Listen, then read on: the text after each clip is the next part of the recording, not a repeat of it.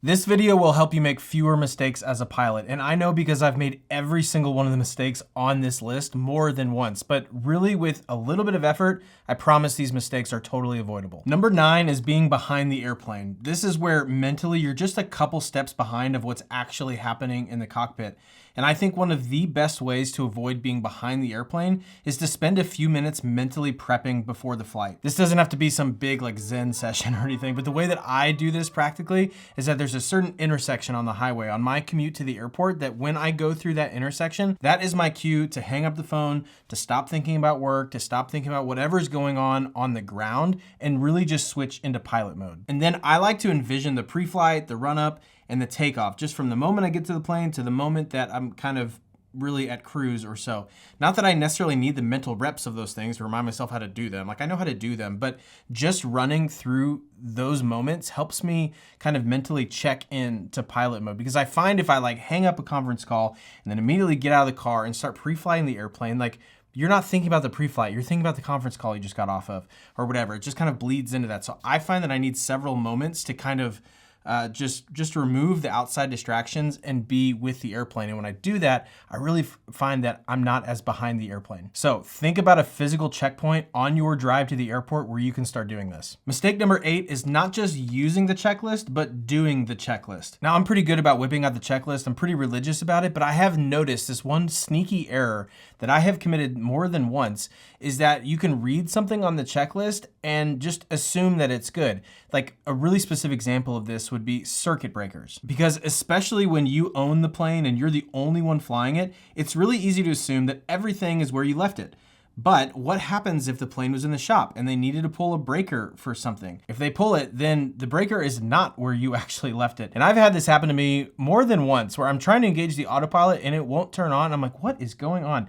And they've just popped the breaker for whatever reason they needed to in maintenance. And when I was going through that part of the checklist, it's like circuit breakers, check all of them that they're in or whatever. You do it too fast or you don't do it at all, or you just look at it and you assume, yeah, I flew it last and everything was fine. I didn't mess with the circuit breakers, so surely they're where I left them.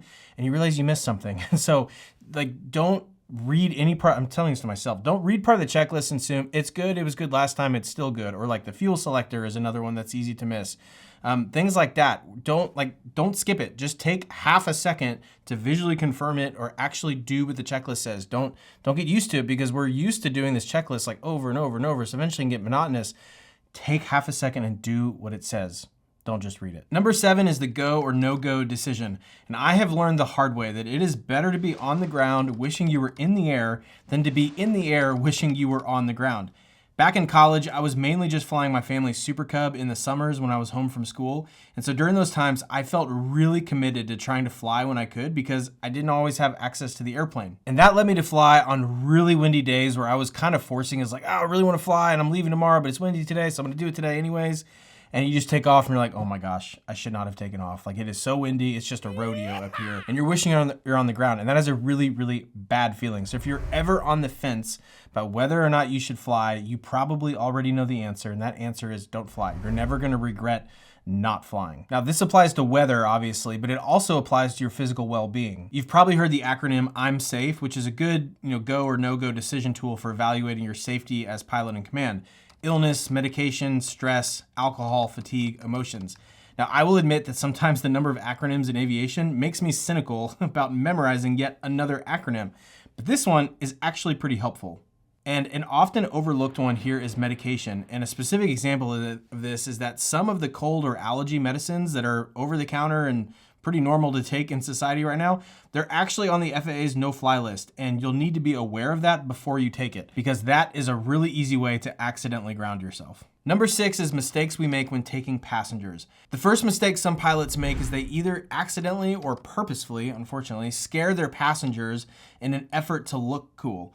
And I've heard so many stories of people doing stalls or steep turns or other maneuvers that their passengers simply weren't prepared for or didn't want to ever do in the first place. And one of my favorite instructors told me very, very early on, he said, Charlie, don't ever scare your passengers because they will never fly with you ever again. So don't do that. But then the other 2 mistakes we can accidentally make as pilots is that we don't tell our passengers what to do, and we also don't tell them what to expect. Now, the safety checklist can be helpful in briefing passengers here. Seatbelts, shoulder harnesses, seatback positions, air vents and environmental controls, fire extinguisher, exit doors, an emergency evacuation plan, traffic scanning, and talking expectations, and then your questions. Now, it doesn't have to be exactly in that order or anything, but that's a good reminder of the types of things that you should cover with them. And that tells them what to do and what not to do as a passenger. But I think it's often overlooked to also cover expectations, not just your expectations of them, but also helping them feel comfortable in terms of what should they expect as a passenger. What's the takeoff going to be like? Is it going to be turbulent? What should I expect? Am I going to feel airsick?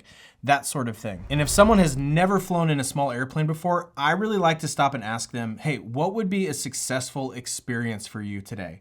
Because I think that can really help you gauge what they need from you and what they're looking for you from you out of the flight. They might say, oh, I just want to see my house and come back and land safely. Or, hey, I just want to face my fears of being in a small airplane or something. Like, okay, got it. I'm definitely going to be extra cautious and really gentle on the turns today. We're not going to do any stalls. We're not going to do that stuff. Tell them what to expect and try to understand what they're expecting. Give them a good ride. Mistake number 5 is trying to just memorize all of this pilot info, like the ground school stuff, instead of trying to become fluent in it. There is just so much freaking ground school knowledge to know and retain as pilots. And if we're only just trying to memorize it, it's going to be really, really hard. But if we instead take the approach of this is really similar to learning a new language, it has a lot of new vocabulary and concepts and things to work with, and I just need to become fluent in it, that can radically change our perspective to learning all this stuff. Because I know, like, when you open up, I don't have a book in front of me, but like when you open up the book, like the FAR aim or all the stuff that you have to memorize, you're like, oh my gosh, like where am I going to put this in my brain?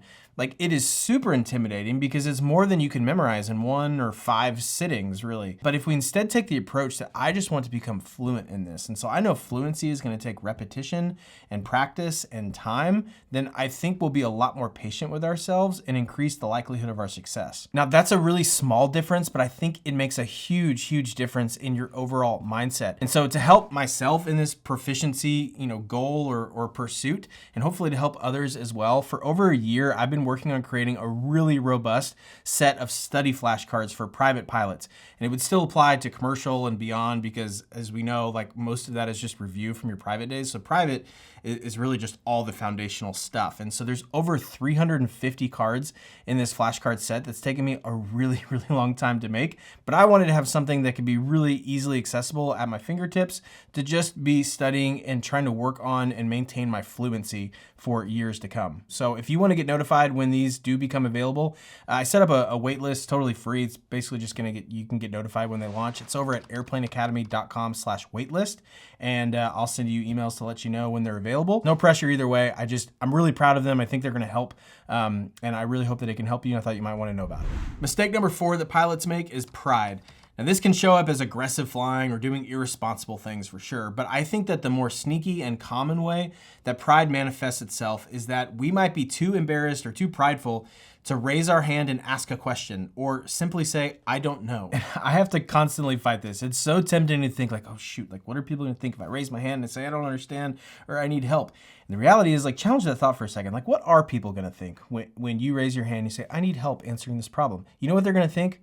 Absolutely nothing. They're not even going to think about you because they're thinking about themselves, because all of us are thinking about ourselves.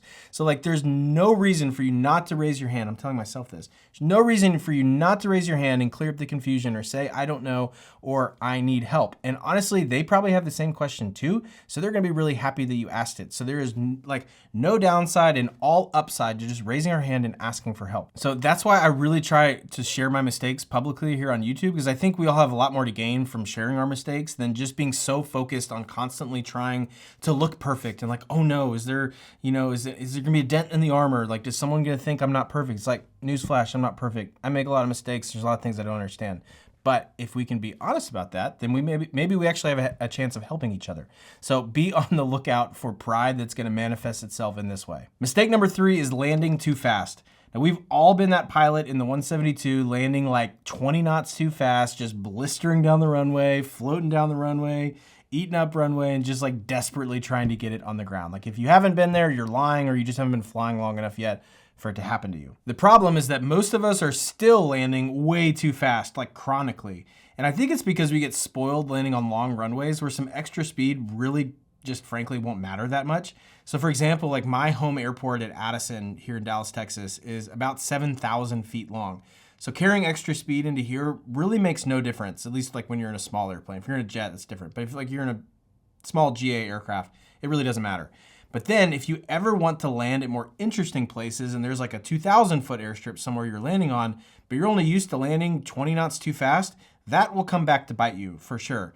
So I've learned that as I'm wanting to do more interesting flying, like in the mountains or landing short in a Super Cub or in the seaplane or something, being comfortable flying slow and landing slow is so important. So don't let the long runways spoil you. And I think a good technique on this can be to try to make the first or second taxiway turnoff. Don't skid the tires or anything, like don't be a hero, but even if you have 7,000 feet to work with, don't act like you have 7,000 feet, and that will help you in the long run. Mistake number 2 is talking to air traffic control. And this can be one of the more intimidating parts of becoming a pilot, but I promise you that the more you practice, you will realize that talking to ATC is like 98% the same thing over and over and over again. It's really just a new language and you have to become fluent in it.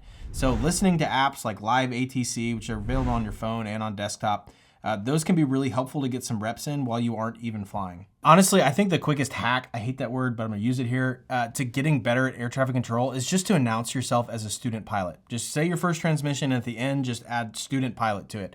And the tower is gonna give you more help. They're probably gonna talk to you slower. Other airplanes, if you're in a non-towered airport, they're probably gonna give you more space, more understanding. They might even give you help if they need it or something.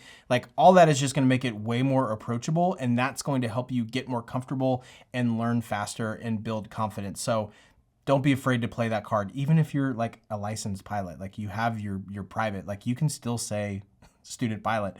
Like there's nothing illegal about doing that. So just don't be afraid to use it. And if you're struggling with ATC, I highly recommend you check out my video. I'll put up in the corner, one of these corners, and down in the description, like several I think it's like 11 practical ATC tips that you can implement today. I could spend a whole video on it, and I did, covering this because there's a lot you can do to build confidence. So check out that video. I would say the too long didn't read version of this is just know what to expect. And there's a lot of ways you can learn what to expect, but really it's just getting reps. And you will learn that like 98% of it is just the same stuff over and over. So give yourself some time and some patience.